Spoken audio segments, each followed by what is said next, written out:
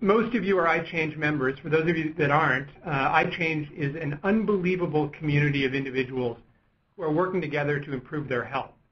It's a social network built exclusively for Herbalife distributors and their clients, and it's a place where those distributors can coach, manage, and encourage those people to better health, fitness, and nutrition. We've had an amazing couple of months at iChange. We've had tens of thousands sign up and join our community, and every day we're getting just incredible success stories. We have people losing 50 pounds, 100 pounds. We just had somebody who ran her first marathon, and these people are telling us it's because they're getting the support and coaching they need from their distributors. They're getting this unbelievable amount of encouragement from the iChange community, and of course they're using their Herbalife product as part of this balanced approach. So one thing that the people of the iChange community have been telling us is that we want more information. We want to understand how we and how our clients can get more fit and get healthier.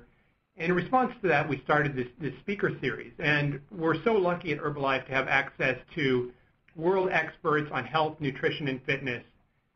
And this month, we have Dr. John Heiss. Many of you know Dr. John. He's the brainchild and the face for the Herbalife 24 product line. And he's really a unique guy when it comes to talking about health and fitness. John has a PhD from UCLA in biological chemistry, and you're also a competitive cyclist, a Category 2 cyclist, and often seen biking the hills of Malibu with our CEO, Michael Johnson. So with that, operator, let me extend a warm welcome to Dr. John, and if you could open the lines just for a moment. Let's hear those of you on the phone give John a welcome as well.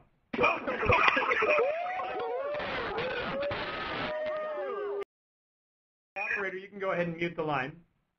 Now, before I pass it over to John, we're going to run this like a radio show. So John is going to talk for a few minutes, and you'll then have the opportunity to ask him questions. If you'd like to ask him a question, all you need to do is dial *1 on your touch-tone phone, and then you'll be in our question queue. And once John's done, we'll take your questions in the order we receive them. Okay? So John, let me pass it over to you. Sounds good. Hey, everybody. So thanks again for the warm welcome. At our end, it sounded like a lot of static and screaming, but I'll take that as a compliment. But so we have the next hour. I'm going to talk about 15 minutes on really maximizing fat metabolism, or it's kind of a diet and exercise approach to enhance fat burning, which I know a lot of people that are looking to do weight loss, of course, this impacts them, but also someone who's more athletic that's looking to maybe get in shape for a triathlon or just lose a few extra pounds. This is perfect for them too. So I'll then just go over some basic tips and explain to you how to maximize fat metabolism. So in doing some research and preparing for the talk, there's lots of different scans of people, and this one really struck me as quite impressive. There's two pictures. There's someone who's quite obese, overweight, and then there's a picture of a healthy individual. And you can see in the scan, if you have the internet up, that the person that's overweight has quite a high deposit of body fat. And there's really two different types of fat that I want to talk about in today's talk. There's one kind of fat, which is known as the visceral fat, and this is fat also known as abdominal fat. So it's around your belly, around your organs. And this is sort of deep inside. It's packed around your liver, around your intestines, around your heart. And this is really the worst kind of fat that you can have. There's also subcutaneous fat, which is really just skin fat. So if you have maybe the bingo arms, as some people refer to them to, which is some fat on your triceps or fat on your legs, this fat actually, while isn't nice to look at, actually isn't nearly as bad for you as the abdominal fat. So I like to call this sort of the pretty fat, right? It's more cosmetic. So just keep in mind there's two kinds of fat. The bad fat around your organs and the fat that's okay around your skin.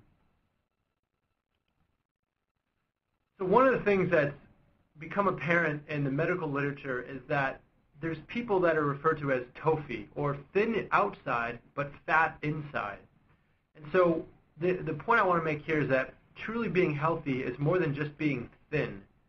So you could have individuals with the same BMI or body mass index. So maybe you have 3 people that all have the same height and have the same weight, but there could be a big disparity among actual internal organ fat. For those of you that have access to the internet and are watching the slides, the person in figure A is a very healthy person who has just a little bit of subcutaneous or skin fat with virtually no organ fat. But to the other extreme, the person labeled C, for example, has the same BMI and the same weight as person A, but has a much higher content of organ fat. And so the point of today's talk is to address the issues of how to reduce that organ fat and to basically improve your health status. So in preparing for the talk, I tried to make a few slides to visually depict sort of how we burn fat and how fat is stored. So this slide might be sort of complicated for some of you, but there's the 2 pools of fat, the organ fat, the visceral fat, and the subcutaneous fat, which is the fat under your skin. Now imagine basically a piece of Velcro is the best analogy I can think of, and this is sort of, it comes together and sticks and it releases. And it's kind of an on and off reaction. So fat molecules are constantly being released and then reabsorbed by your body. This is a natural process. Now the visceral fat is particularly bad for you and particularly unhealthy because these fat molecules are directly injected into your liver. So it's basically injecting toxic molecules straight into your liver, which then your liver then processes these and sends bad hormones throughout the entire body, which is one of the major reasons why it's such a high risk factor for cardiovascular disease. The subcutaneous fat, on the other hand, when that Velcro is released and that fat molecule is freed, it can then be utilized by your muscle for energy. So both these fats are under constant flux or on-off rates. So what happens is by engaging in exercise, we enhance the off rate, meaning that we peel away the Velcro, and instead of it re-sticking and keeping us fat, it actually stays away, and our bodies can use it and burn it for energy. So this is basically the process of removing fat or reducing fat by basically fat oxidation or fat metabolism. So the whole point here is that just adding a little bit of exercise to your diet favors the off rate of fat, and it helps burn fat. So I just want you to think about when you're outside, maybe doing something active, or maybe when you're eating food, or maybe when you're resting, is picture this image of this Velcro. And if you can just do anything you can do, whether it's eat healthy or add a little bit of exercise to kind of peel away that Velcro and keep them separated, that's going to favor fat burning. So now in contrast, insulin, which is a hormone that's released in response to eating something with a lot of sugar, when you spike your blood sugar, has the opposite effect. This basically sticks that Velcro back together. So anytime you are craving that chocolate cake at maybe someone's birthday at the office, or you're craving some soda or something, or you're having lots of sugary foods, this is basically going to take any of that free fat that might be in your blood and basically stick it back on to both visceral fat and subcutaneous fat. And the significance here is that your muscles, instead of burning fat for energy, are going to burn carbohydrates. And this is, of course, the opposite of the effect that you want to do. So the take-home message I want everyone to remember is that blood sugar is the master regulator of fat metabolism. So if you can make good diet choices, such as Formula 1, which is low glycemic, and it has a balance of protein and carbohydrates that don't spike blood sugar, these kind of diet choices can help you favor fat burning instead of fat storage. So for those of you who have seen me on the road, know that I love science graphs, and I couldn't resist but showing you guys yet another science graph. But this is from a report that was published this year in 2012, and this experiment looked at a group of individuals who were fed basically 2 different diets, a low-protein diet and a high-protein diet. And what they did is they said, we know people tend to overeat, so let's give them the overeating options, but let's make it more protein or low protein. And they monitored these individuals for 8 weeks. And what they looked at was lean body mass, or basically building muscle and removing fat. So it turns out, in the people that had a low protein diet, they actually lost lean body mass, okay, and so they gained fat. But those are the people that ate high protein diets actually gained lean muscle mass. And this is without exercising. So the point is that having a high protein diet favors lean muscle mass and also enhances some fat burning factors. So if you have a choice and you have a decision between that cupcake and maybe some yogurt and maybe some granola or a Formula One shake, for example, or of course my favorite, Rebuild Strength, I would go that option every route since you're getting a good high source of protein. So the next thing I want to talk about is what I've termed for this talk the 80-20 rule of fat loss. And so this is, the 80-20 rule is pretty simple, and I think a lot of people might be familiar with 80-20 rules in life, which is maybe 20% of the work, you can get 80% of the result. But the point is here is diet without exercise. Let's say you lose 10 kilos of weight, about 20 pounds. 8 kilos would be muscle, and only 2 kilos would be fat.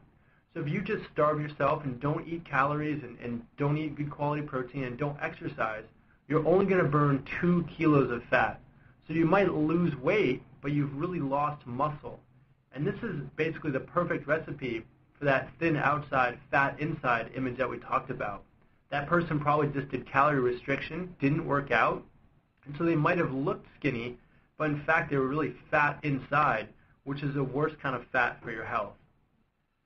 So you can actually flip this the other way around, in that having a healthy diet with just a little bit of exercise means when you lose 10 kilos, only 2 kilos of that will be muscle, but 8 kilos of that will be fat.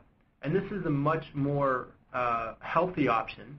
And you don't need to do massive exercise, but just a few minutes a day even can help shift this balance from losing mostly muscle to mostly fat.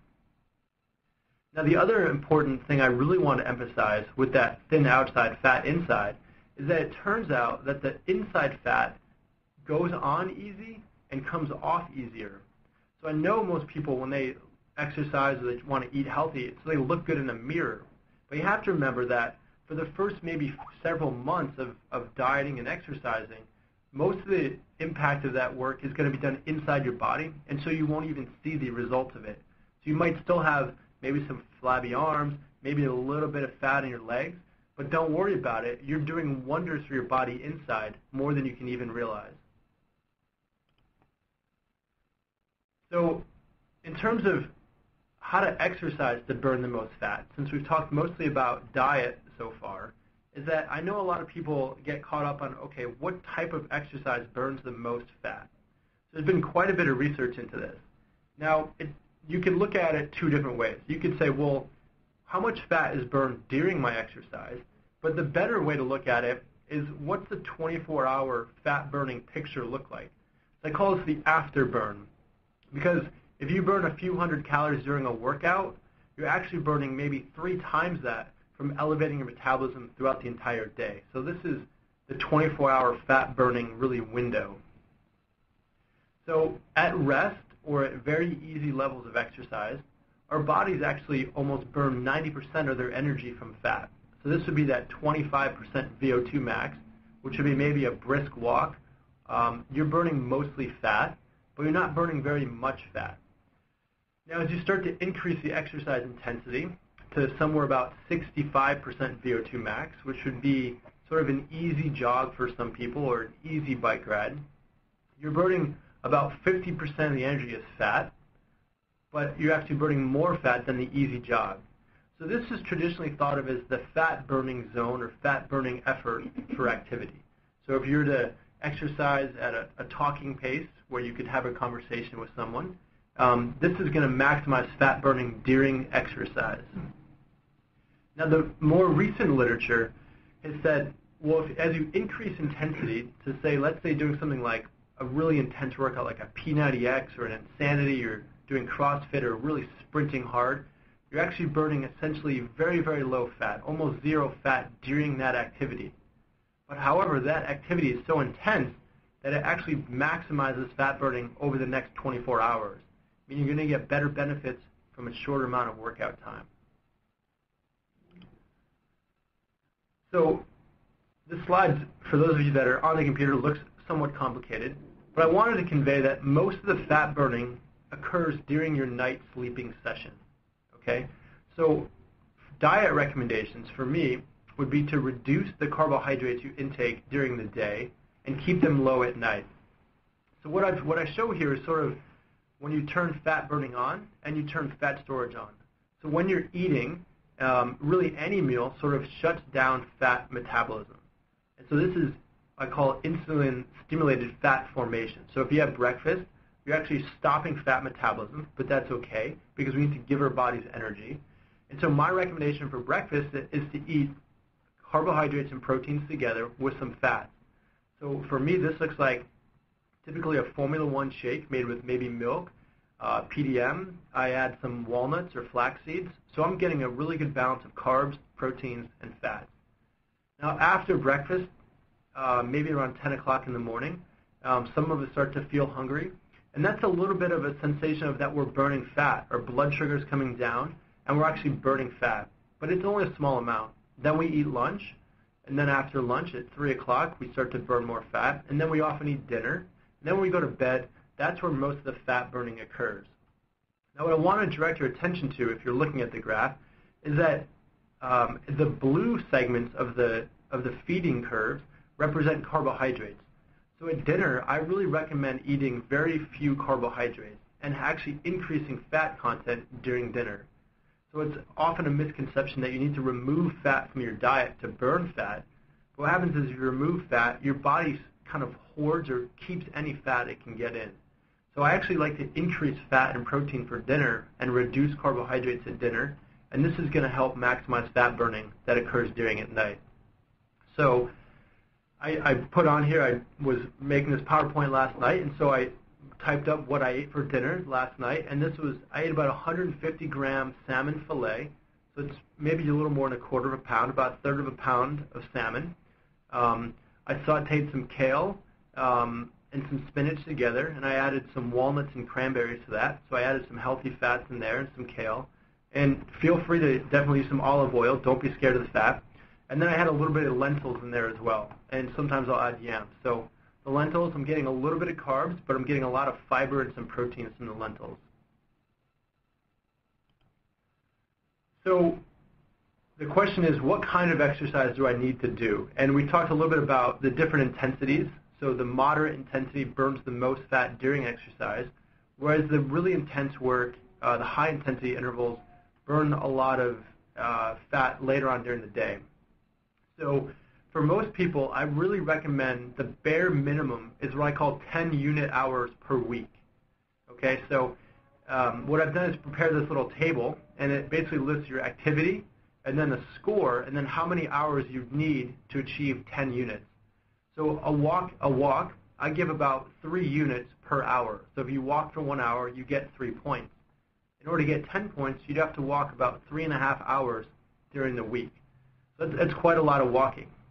Now, if you increase the intensity with an easy bike ride or an easy jog, that 3.5 hours quickly gets cut down to about 2 hours to 1.5 hours. For those of you that might be jogging more intensely, that's about a level 9. And so you only need to do that for about an hour a week to have a measurable effect on fat burning. Now, I would really like most people to do about 30 unit hours per week, but 10 is about the bare minimum to really start to see an effect of turning over fat, especially that visceral, that bad organ fat.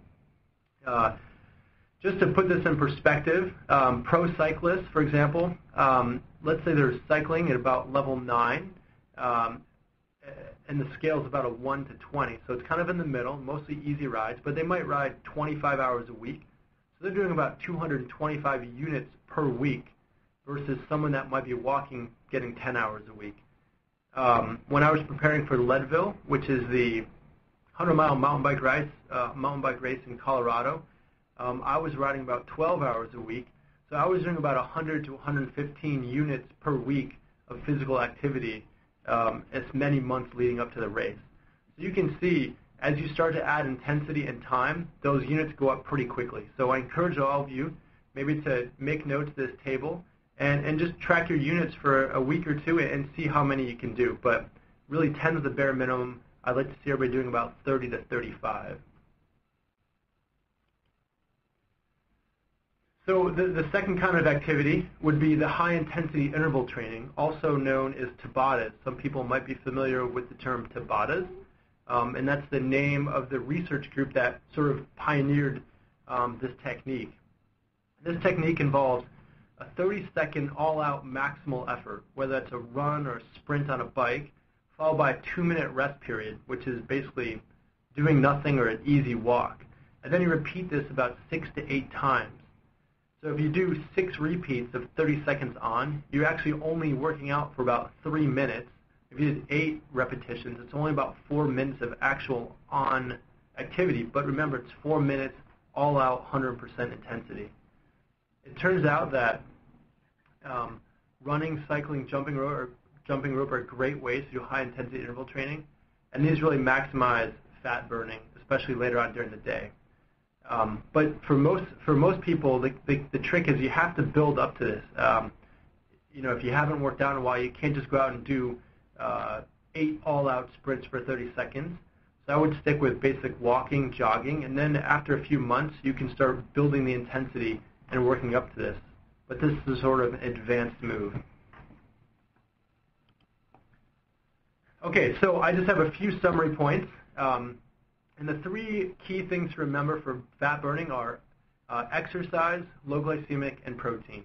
So exercise, really any exercise increases fat metabolism about 10% above your resting rate. Avoid foods that spike insulin, so look for low glycemic foods. A little trivia, but Formula 1 is actually low glycemic. But eating things like lentils instead of pasta at night can go a long way. Protein, make sure you're getting adequate protein in, about 1.5 to 2 grams per kilo, or about 1 gram per pound body weight. And this will again help maximize lean muscle mass and reduce some of the fat. So Stu, I think that's what I have for today. John, terrific. I don't know if we have any questions that have queued up. So guys, here's what you do. I'm sure there's going to be lots of questions. I actually have some questions. If you'd like to ask a question, use your phone, dial *1, and we'll get you in our queue here. I see that we have a number that have come through right away, and we'll go ahead and take them one by one. So let's see if we can get this first one to work here. It is like a radio show. Okay, we should have a caller live. We don't have a name. Do we have somebody on the line?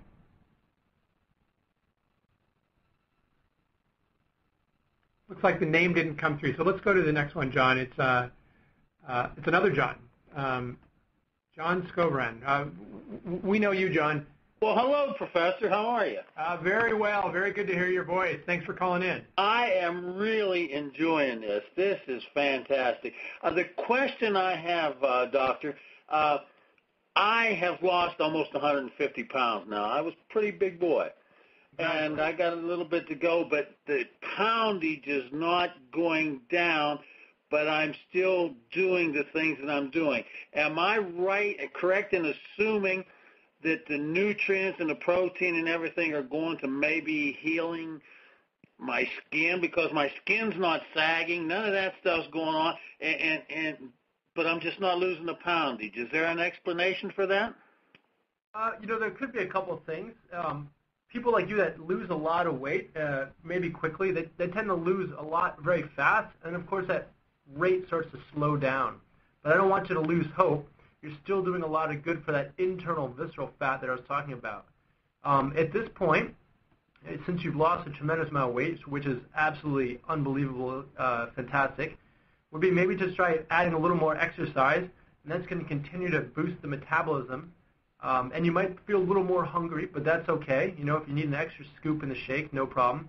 But I think now if you start to add a little bit of exercise, you're going to continue that weight loss, and I think you're going to see some good success from that. Thank you. Of course. All right, John. Thanks, John. Next up, we have Lori Baker. Lori, are you there? Yep, I'm here. Hey, John, how are you? You came out to Rhode Island and did our fit camp for us. Oh, nice. So I saw you just a few weeks ago. Well, good to hear you again virtually here.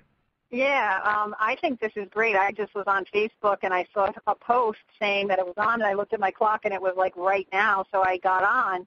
Are these going to be recorded or anything like that? This is really good information. Yeah, Lori, we're recording all of these, and we will post them back up onto iChange and very likely back up on the Facebook page. Oh, perfect. I knew you couldn't get enough of my graphs from, in Rhode Island. So you hey, I'm a systems analyst. I love graphs. Awesome.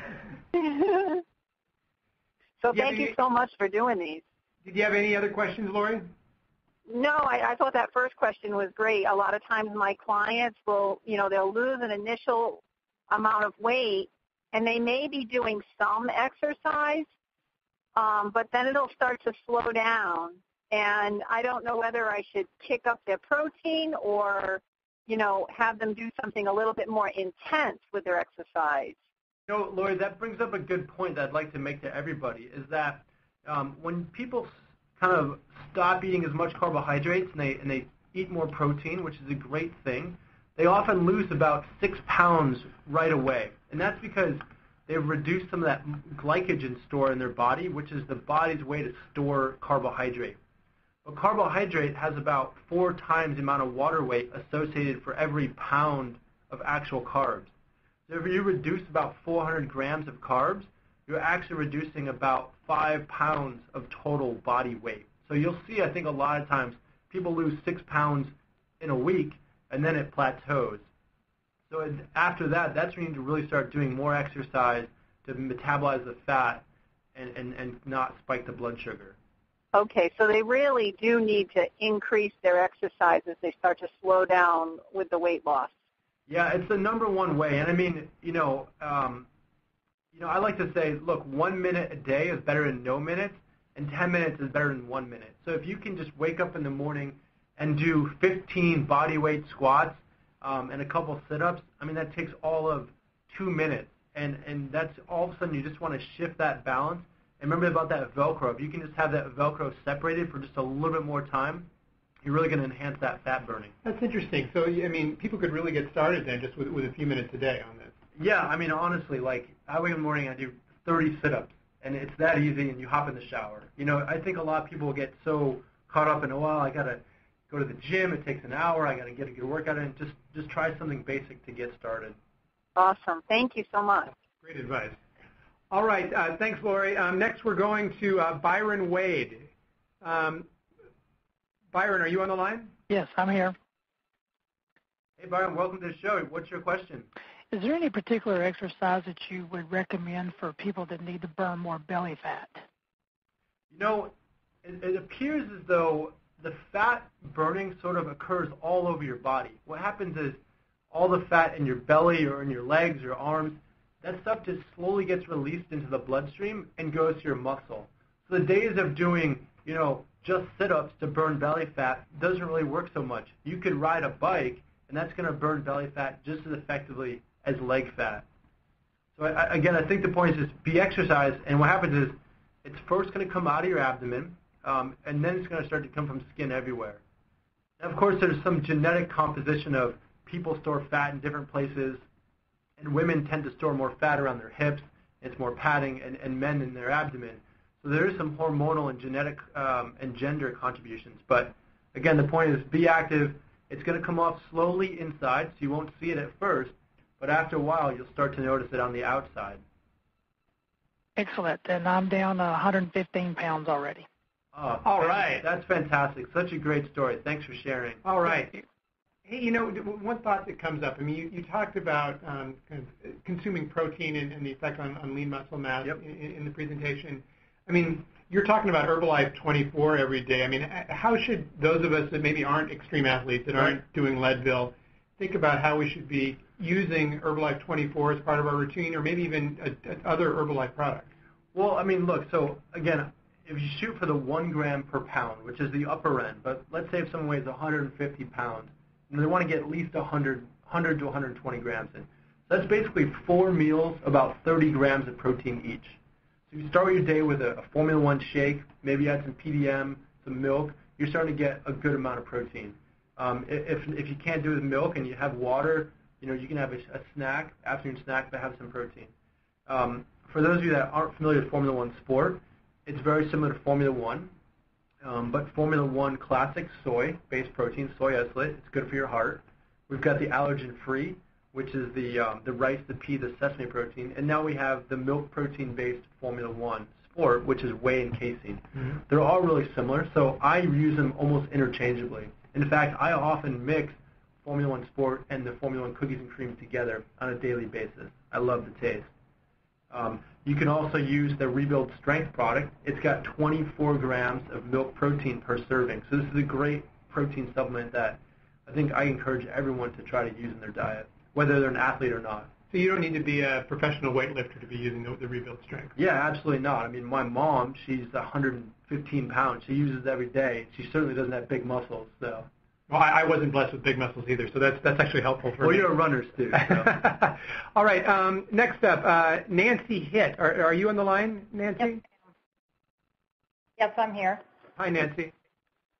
My question is, if you work out in the morning first thing, should you have your Formula One shake first and then work out, or will it burn more fat if you work out and then have your shake afterwards? Nancy, great question, very astute question, I must say. Subject of a lot of controversy in the literature. So what I do, I'll tell you personal experience, and I'll tell you sort of what the literature says.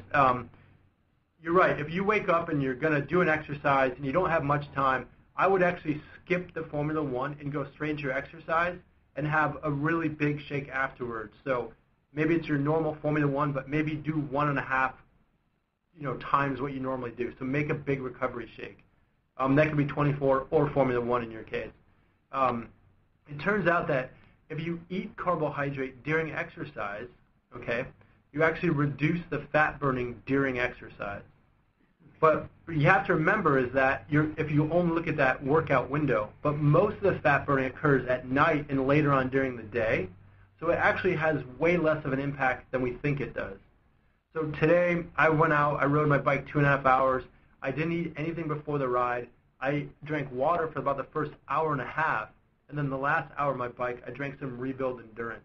So I did kind of a fasting ride to start. I had Rebuild Endurance for the second half of the ride. I came home and made a massive recovery shake with frozen fruit and walnuts and Rebuild Strength and Rebuild Endurance together, and it was a great, recovery shake. So. If you do it while you're still fasting, that's going to kind of dip into the fat reserves a little bit more to make your body start breaking those down for the energy. Yeah, so it does, but again, the amount of fat you burn during exercise is so minuscule compared to the fat you're burning later on during the day and at night from working out, that whether you have carbohydrates or not has a really minimal effect on the total day's worth of fat burning. So John, let me ask you, is that part of the feeling we get? So if I run in the morning, I notice an energy difference all day long. Is that one of the effects of my metabolism running at a higher rate? Yeah, absolutely. I mean, when you start exercising, you're going to feel hungrier, right? Mm-hmm. All your body's metabolism is upregulated. You're burning fat later in the day. You're going to be more hungry during the day. So that's one of the nice things about working out in the morning is that it gets the metabolism going all day long. Mm-hmm. Now, of course, at night, when people work out at night, they go home, they have a modest meal. Their metabolism is really elevated while they're sleeping, so they burn a lot of fat at night. I see. So, Nancy, did that answer your question? Yes, I do have one other question. I do quite a bit of exercise, anywhere an hour and a half to 2 hours a day. It's generally walking at a moderate pace. My weight loss is kind of plateaued. I'm wondering if I need to, should it just be that I increase the intensity then to get my weight loss going again? Yeah, so I think you're right on with that. So if you remember that table I had, the walking, I gave a score of 3 to, if you're doing about 2.5 to 3 hours a week, you're at about 10 points a week. I think, if you can try to maybe up it to 15 or 20, so if you kind of maybe do 5 minutes walking and maybe briskly walk or kind of an easy jog for 2 minutes and kind of alternate, that'll start increasing the intensity a little bit, and it'll start to really rev up some more of the fat burning. So I think that'd be the best thing for you since you've got a pretty good base already, which is great. Okay, thank you. Of course, you're welcome. Great. Thanks, Nancy. So next we have, looks like Frank Fisher. Oops, excuse me for a second. Give me a moment, Frank.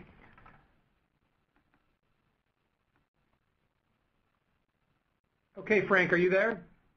Yes, sir. Can you hear me? Hey, Frank. Go ahead, Frank. My question is about exercise restrictions. I have a cardiomyopathy and a hypertrophic cardiomyopathy, and I can't do, I can't have my heart rate up very high. It's very painful. My doctor doesn't want it up high. So what types of exercises can I do? Can I get that six-pack look with just products and very slow exercise? You know, Frank, I'd love to give you great advice, but I think you really probably should work with your doctor a little more closely on this, because I don't want to make a recommendation that's not in line with his recommendation, since I don't know your case obviously as well as he does. Of course, good protein's great, but I think in terms of the exercise, you should really talk to him, and maybe he can refer you to someone who's kind of specialized in working with people with your particular situation. Yeah. And I mean, I have in 15 weeks dropped 55 pounds, so the products are very, very amazing, and I feel great, but no exercise whatsoever during this 15-week period. Well, that's great. Sounds like you're on the right track, but again, I'd probably seek some real expert opinion, and I think they'll sort you out, and looking forward to seeing pictures of your six-pack abs on iChange. Thank you. I will do that. Thank you very much. Hey, Frank. Thanks, Frank. Next up, we have Billy Knowles. Billy, are you there? Yeah, here, all the way from the UK. John, we met you at Lord's Cricket Ground, so thank you very much for doing that speech there. Fantastic. You mentioned thanks. You mentioned the high-intensity training before, and is that just cardio sort of work, or what about sort of lifting weights as well? What would you recommend on that sort of side of things? Yeah, I referenced cardio work here, but if you're familiar with CrossFit, I mean, whenever you do, the workout of the day, or the WODs as they're called, and you're doing kettlebell swings and burpees and FT or for time workouts, those are great things that are really high intensity, and you're going to see really good results from those as well. I really like to mix kind of the moderate intensity and the high intensity workouts together. I find that's most effective, particularly for really performance athletes, but more casual athletes can benefit a lot from just doing 2 of those Tabatas a week, and they'll start to see really good results. But you're right. Your question is that, do you have to do cardio only? No, you can integrate weights and CrossFit type activities to do high intensity stuff. Okay, thank you very much. Yep. Cheers. Thanks, Billy. It looks like we have next is a call from Portugal, Jose Rodriguez. Jose, are you there? Hello, Jose. Are you there, Jose? All right. If we missed you, go ahead and dial *1 again, Jose, and we'll get you back in the queue. Linda Sakar. Linda, are you there? Hey. Hey, Linda. Welcome. Hey, thank you very much. I had a question for you, Doctor. As far as doing water exercise, such as water aerobics and swimming laps, do you consider any of that weight bearing at all if you're using weights in the pool? It's not weight bearing in the classic sense, because you are pretty buoyant in the water, so it's really low impact. So I know people that have maybe are trying to look to build bone density and things like that, but I don't know how effective it is, so I'm not quite sure on that. But I know that it's often a recovery tool for pro athletes, is they get them in the pool to remove some of the weight-bearing impact so they can start to do running and things like that. So my guess is it's not so weight-bearing, but it's still great physical activity. Okay, and then the other question that goes with that is, would the rebuild strength be the best shake after any type of water aerobics or lap swimming? Yeah, I would. This is a question that I think everyone can kind of benefit from, but I almost always recommend rebuild strength to everybody. I see it as sort of the default recovery shake option because it's got a balance of carbs and protein. I really like to save rebuild endurance the people that are doing kind of pretty high intensity or long endurance events. Like you're cycling for 4 hours, maybe you're swimming 10,000 meters or something. If you're doing really intense stuff. But for most people, rebuild strength is the way to go. Okay, thanks. That's great. Thank you very much. Of course. Thanks, Linda. Thanks, Linda. Next we have Shi Pritz. Shi, are you on the phone? I'm here. Can you hear me? Hey, Shi, we're here. How are you? Great. So I'm a CrossFitter, lost with the Herbalife product 65 pounds, and doing CrossFit together. I CrossFit 7 days a week, and I wanted to ask a few questions. The first question is, do I need to have a minimal time of wait period between the rebuild strength? Between rebuild strength and, I'm sorry, what else? Between the rebuild strength, because there's days we do twice a day workout, so I just, after every workout, I take a rebuild strength. Is there a time here? I think that's fine. I think keep doing what you're doing. That's fine. No problem. The next option is in order to build muscle mass, should I drink the rebuild strength also in addition before I go to sleep? For pre-sleep, I really like people using the personalized protein powder, actually, because that's really pure protein, and I think that actually works really well and it's digested a little bit more slowly than the rebuild strength, so it lasts a little longer at night. If you're hungry going to bed, then go rebuild strength. But if you're not craving carbs, you're not hungry, I would try to make something with maybe even a little bit of beverage mix and the personalized protein powder together. Those work really well. And, well, I'm not hungry, just trying to build more muscle mass. And the last question is, we've been taught always, in order to keep your metabolism high, to eat usually every 2 hours. So I've been keeping that, and I'm actually forcing myself, even when I'm not hungry, to eat every 2 hours. But according to what you just told us, that's hurting my fat burning process. Well, it really depends on what you eat, right? So you can eat food like lentils aren't really going to spike insulin. They're not going to spike blood sugar. So they have a minimal effect on fat metabolism. I'm trying to get people to avoid eating, a cupcake every time they're hungry because that just spikes blood sugar and it really shuts down metabolism. You're eating. I eat red meats and eggs, white eggs. Yeah, I think that's more in line with what I'd recommend. I probably wouldn't recommend forcing yourself to eat, though, unless you're doing just massive workouts where it's just you're in a huge calorie deficit. But I think take some cues from your body and maybe moderate the eating a little bit and make sure you're getting enough carbohydrates in so that you're not metabolizing muscle. And this is for everybody, is that the major fuel people use during exercise, particularly once they start exercising at intensity, is carbohydrate. And if you're lacking carbohydrates, you can't burn fat, so your body turns to eat its own muscle, which is why a lot of CrossFit guys in particular, they're so scared of carbohydrates. They eat all this protein, but that's really just getting converted into energy their body can use. So they're either going to eat that steak or they're going to eat their own muscle. So it's actually okay to add some carbohydrates, particularly in the morning and at lunch. Just keep the carbohydrates to a minimum at dinner time. And before workout, should I take anything? Should I drink hydrate, or should I just go on fasting like right after sleep?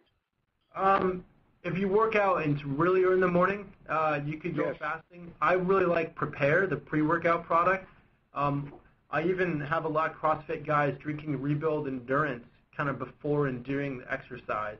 It's got some good carbs, but it's also got about twice as much protein as Prolong. So they're kind of getting both nutrients in for CrossFit workouts. Thank you. Yep, thank you. Great, thanks. All right. Next we have Jackie Peterson. Jackie, are you there? Yes, I am. Thank you for taking my call. My question, when I work out, sometimes, particularly if I am doing a more intense one, I'm starting to work out with a trainer. And when I come home, I often feel like I'm starving and I'm craving, that probably, not that I'm doing it, but I'm craving foods that I know are not something that I should be heading towards. I'll defeat my purpose. So what do you recommend after a workout? And I'm 67 years old, so when we're talking intense for me, we're talking a whole different world than for a lot of young people. But I am concerned about what should I be doing when I finish a workout to take away that hunger that's a positive for what I'm trying to accomplish. Right. So, Jackie, this is a fantastic question. I think it applies to everybody. First, congratulations on being hungry, because it's actually a good sign that your body's metabolism is responding to workouts.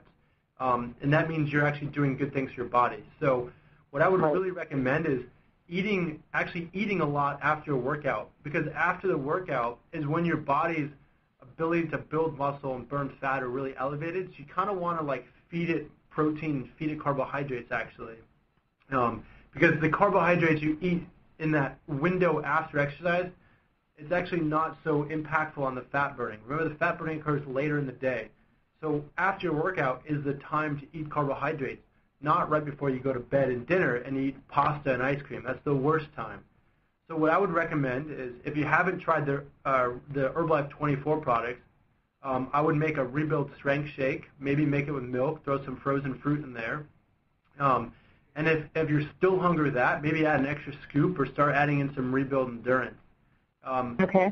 For those of you that are already making a recovery shake, maybe it's not quite enough.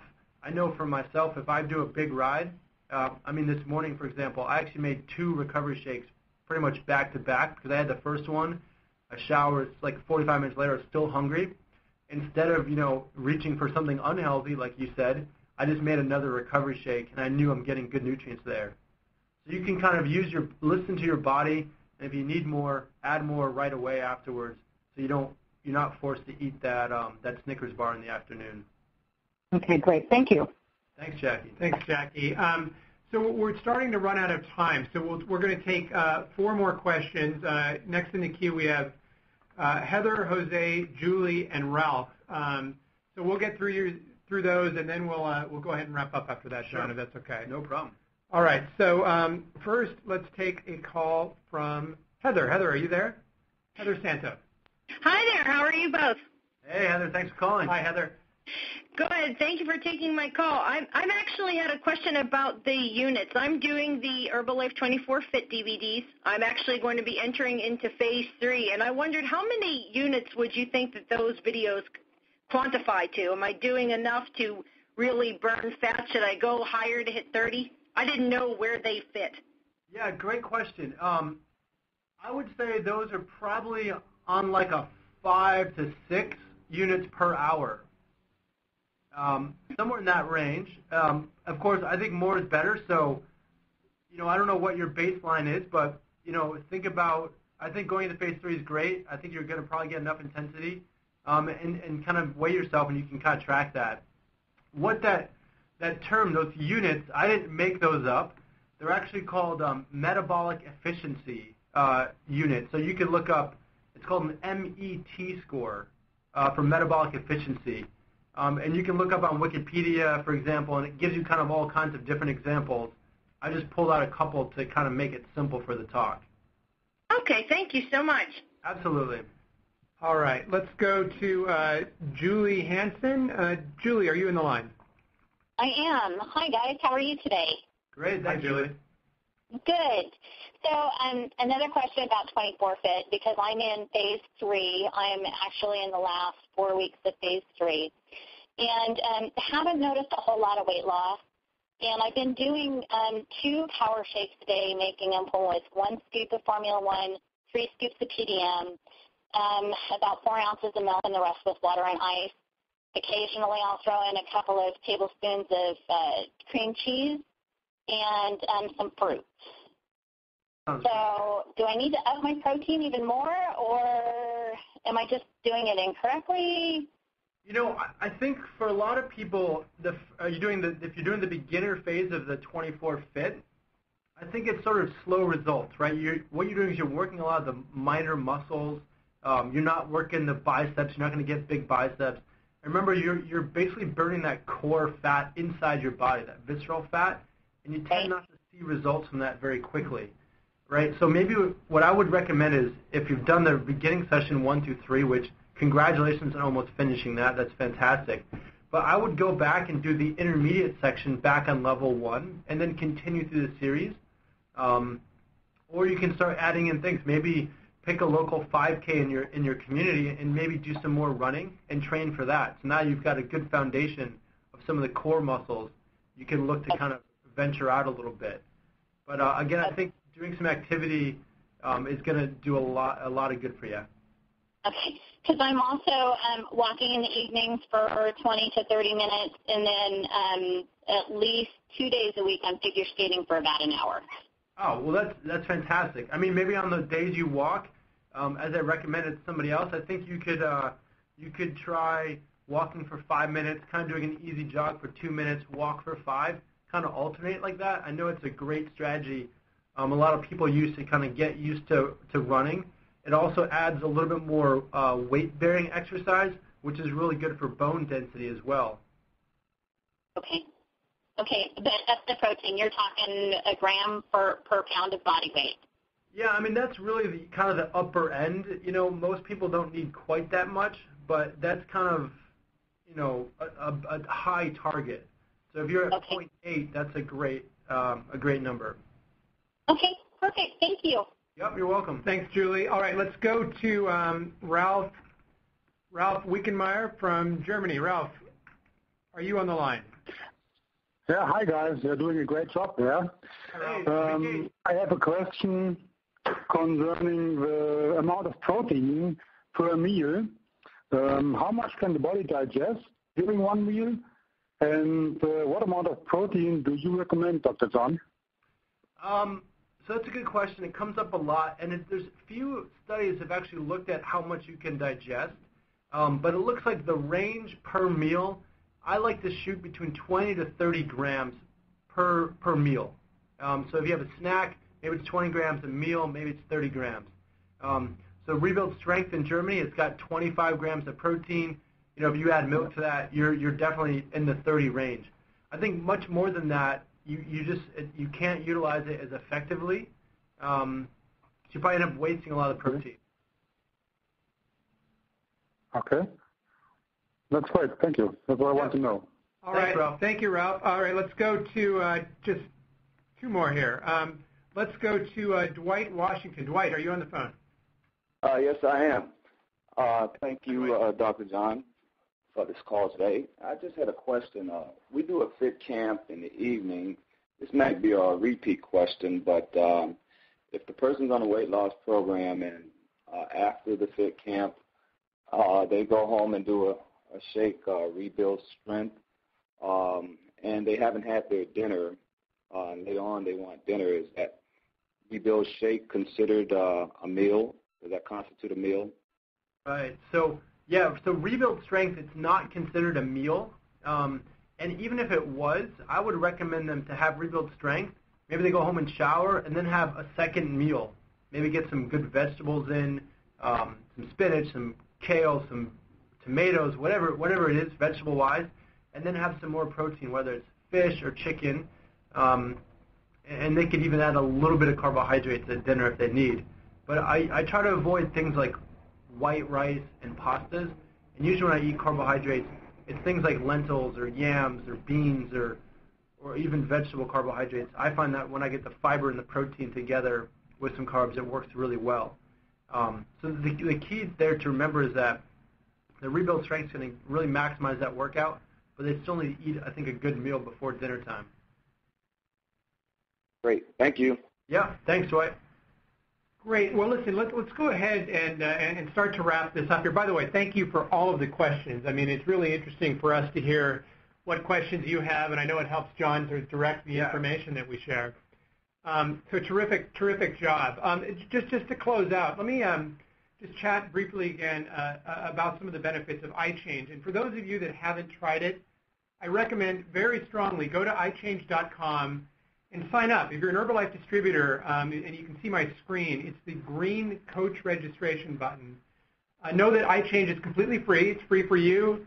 and it's free for those clients that you sign up to the site. And kind of tying this back to the things we were talking about today, iChange is a great way for you and for your clients to track the nutrition that they consume every day, including the Herbalife products, so they can see what their nutritional balance looks like, what their caloric intake is, and most importantly, on the topic of today's conversation, you can track your exercise. And in fact, iChange has a couple really cool features. Let me see if I've got it here. Jennifer, can you hand me my Fitbit? So I don't know if many of you on the phone have started doing this yet, but there's a lot of really cool iPhone applications and even devices. So what I'm holding up to the screen right now, if you can see it, is a little clip that I put on my pants every day, and it tracks my exercise. It tracks how many steps I take. It tracks how active I am during the day. It tracks how many stairs that I climb. And what's cool about it is it automatically updates my iChange account. So my Herbalife wellness coach, my distributor, my friends see it. It allows me to track how I'm doing, and I get lots of encouragement and support. So if you're looking for support for the exercise you're doing, you can get something like a Fitbit, or you can enter it right into iChange.com. You'll get this great community of people behind you, and it's really a great thing for your clients that are trying to increase their fitness and improve their health with Herbalife. So iChange is available in all European countries right now, U.S., Canada, and will soon be available in other countries around the world. The site right now is available in English and Spanish, and very soon with our Brazilian launch, we'll be introducing it in Portuguese as well. So, John, that's it. Really appreciate all the information that you provided. Hey, operator, maybe one final time, can you open up the line so we can all give a big thank you to John? And we had a great body of calls and questions, so thanks, everybody, for calling in. Operator, if you could open the line just briefly, let's get a big thank you for Dr. John. One moment. Thank you. A cheering session. Let's hear it.